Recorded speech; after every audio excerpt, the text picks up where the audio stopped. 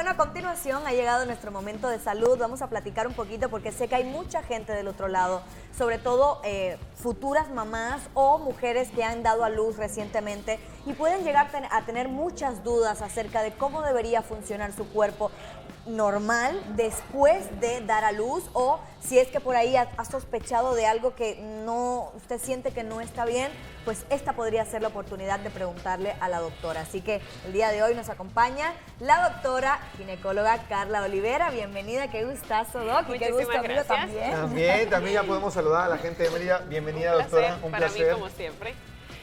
Pues sí, estaremos hoy hablando un poquitito acerca de lo que llamamos médicamente puerperio, que en casa lo conocen como el posparto. Es lo mismo. El puerperio se divide en tres etapas fundamentales, sobre todo nosotros los médicos, como para ir guiándonos en qué momento estamos normal y en qué momento no tanto tal vez.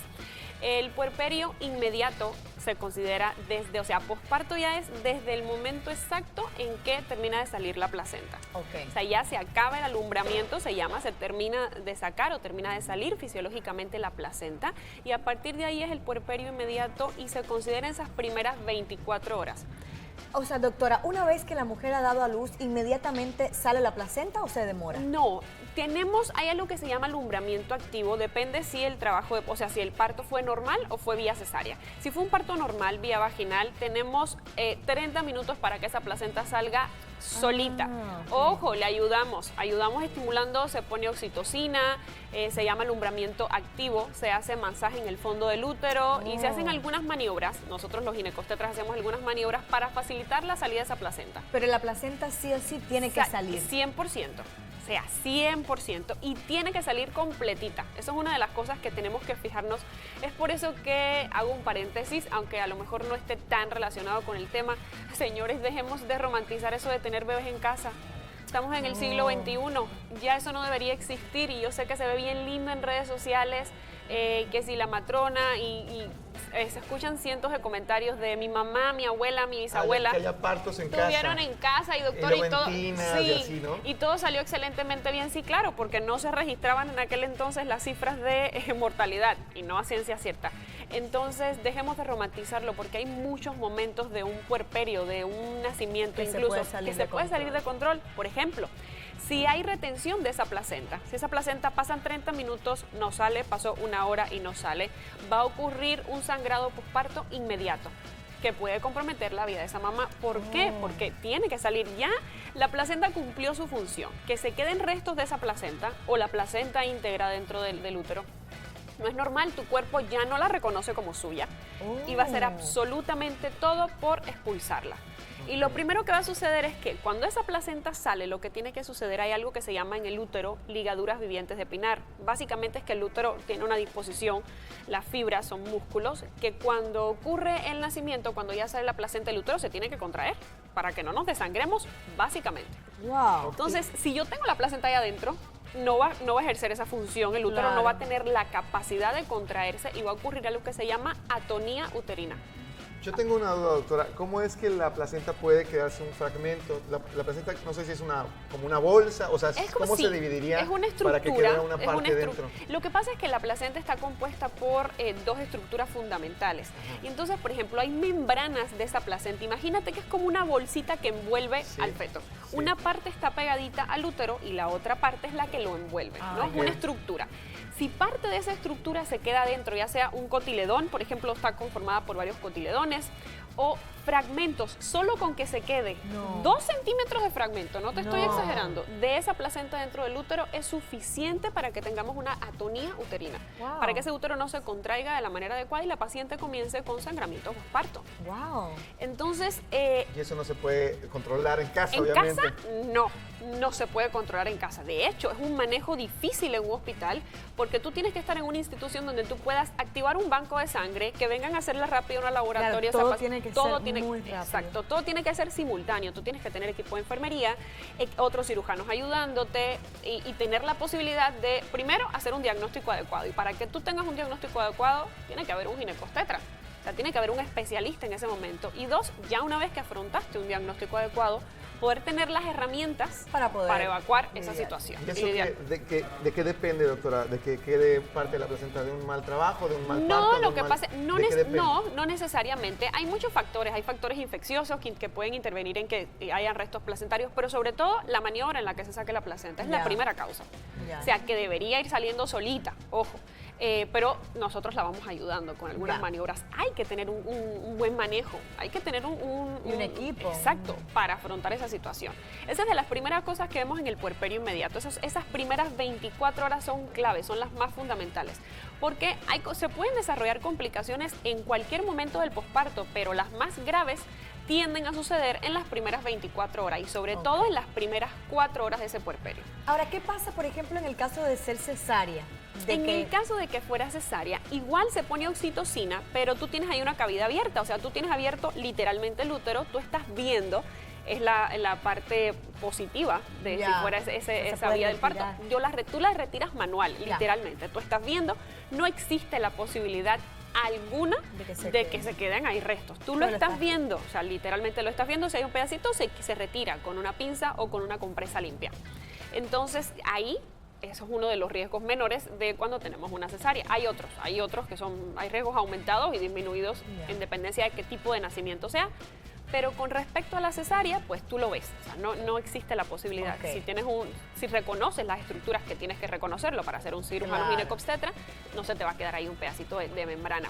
Luego está el puerperio mediato, que es aquel que ocurre después de ese primer día, o sea, el día 2 hasta el día 11 del nacimiento de ese bebé, ¿no? Y luego el puerperio tardío, que es a partir de ese día 12 en adelante hasta lo que llamamos la cuarentena, los 42 días, que son fundamentales esos primeros 42 días. Es importante, hay algunos cambios que ocurren, sobre todo en estos primeros días que le quería mencionar a la paciente, por si escuchan en casa, se sientan identificadas. Lo primero que ocurre, pues recordemos pues que ese útero se distiende. Imagínate que un útero normal mide hasta 8 centímetros y cuando tú estás embarazada ese útero mide más de 40. Entonces estamos hablando de que ni siquiera quintuplica ese valor normal, sino que muchísimo más. Claro. Por el útero, por el líquido, la placenta, el tamaño del feto. Lo primero que va a suceder al momento del puerperio inmediato es que vamos a perder peso. Eso es evidente. Tú ibas cargando ahí con 3.500, por ejemplo, 3.000 gramos, no sé, 3 kilos, más el líquido amniótico, más la placenta. Cambio inmediato, cambio inmediato que vamos a experimentar es una pérdida de peso. Perfecto. Que ese es obvio, ¿no? Hay otros, claro, hay otros, pues sí. Hay otros que no son tan obvios, la paciente no lo sabe. Por ejemplo, el momento del nacimiento, en dependencia de cuánto estaba pesando ese feto, lo normal es que el útero se quede a nivel de la cicatriz del ombligo, o sea, a nivel del ombligo o incluso 2 centímetros por encima. ¿Qué va a ir sucediendo? Que cada día ese útero, estamos hablando de una evolución normal, hoy estamos hablando de un posparto normal, va a ir involucionando, o sea, va a ir disminuyendo 1 centímetro por día hasta llegar allá abajo a la sínfisis del pubis, su tamaño normal. Y eso habla de buena evolución. Si fuera un parto en vagina, por ejemplo, al momento del nacimiento podemos encontrarnos con el cervix, el cuellito del útero, ahí en la entradita de la vagina, incluso a veces se ve. O sea, llega a prolapsarse, por decirlo de alguna manera, hasta ahí y está permeable. Recordemos que el cervix, el cuellito del útero, en un estado normal está cerradito, pero se dilata hasta 10 centímetros para permitir la salida de ese feto, de la placenta. Entonces, al momento del nacimiento, por supuesto que va a estar dilatado. Y igual va a ir involucionando, va a ir volviendo a su tamaño normal. Y, por ejemplo, a los 10 días le colocamos un espéculo a esa paciente y está absolutamente normal. Es su tamaño normal y solamente está permeable muy poquito a los loquios. ¿Qué cosas son los loquios? Porque hay pacientes que me dicen y me preguntan estando embarazadas. Cuando vaya yo a tener a mi bebé, después me voy a quedar un periodo de tiempo sangrando, voy a sangrar. Sí, lo que no es un sangrado abundante. Los loquios, de que se quite la placenta, o sea, cuando esa placenta se retira, queda una cicatriz en el útero. Esa cicatriz cruenta es lo que sangra los próximos días y esa secreción que sale por la vagina, ese flujo, es lo que nosotros le llamamos loquios. Entonces, los loquios, los primeros 2 días son hemáticos, es decir, es pura sangre, como si usted tuviera su menstruación. Sangre roja, rutilante, así como el color de tu vestido. Hay que ponerse toalla. Eso en un parto natural. Que ponerse, y en una cesárea también. También, en los dos. Ya sea que usted haya tenido parto normal o cesárea, así. Rojo, rutilante, no es abundante, no es que tenga que estar cambiándose constantemente la toalla. Si eso sucede, hay algo que no está bien, no viene acompañado de coágulos y no tiene mal olor. La sangre huele a sangre, ojo, no es que vaya a oler de manera... Sí, ni rosa, ni... Exacto, pero no tiene mal olor, no tiene fetidez. Cuando tú lo hueles, no tiene mal olor. Después de ese segundo día, después de esas 48 horas, va cambiando. Las características de esos loquios se vuelven como cuando se nos está quitando la menstruación, señor en casa. Más marrón, escaso a tipo manchitas, un cafecito muy oscuro y cada vez va siendo menos. Y después de esos 2 días, o sea, después de esas primeras 48 horas, marroncito, después 48 horas más, incluso 72 horas con ese color marrón, ya luego entonces lo que sucede es que se vuelven cero hemáticos, es decir, entre transparentes y con sangre, mezcladito con sangre.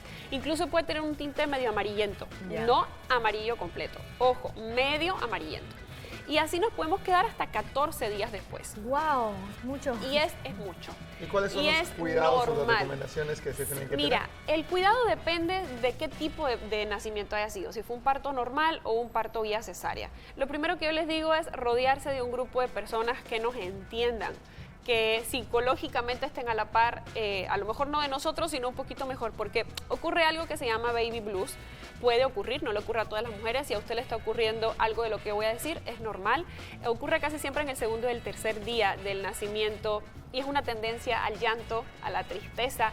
Hay personas que no, no llega, comienza a ser como así como los síntomas, pero no llega a ser una depresión. Incluso hay mamás que tienen tendencias a alejarse un poquito de ese bebé. Tienen miedo de si lo están haciendo de la manera adecuada o no. Ojo, es importante saber diferenciar, tanto las mamás que nos estén escuchando en casa como los familiares, si estamos si es un baby blues solamente o si la paciente está presentando una depresión.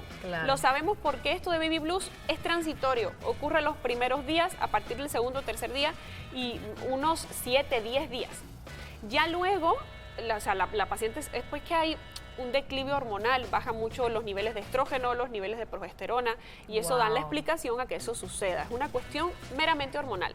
Hay que rodearse de personas que nos entiendan, que nos conozcan y que sepan diferenciar si realmente es solamente un proceso temporal o si podemos estar atravesando por una depresión postparto o incluso psicosis postparto. Psicosis postparto ya es cuando la paciente comienza a tener alucinaciones, tiene intentos de agreder a su bebé, tiene intentos de autoagresión. Hay que saber diferenciarlo muy bien en casa.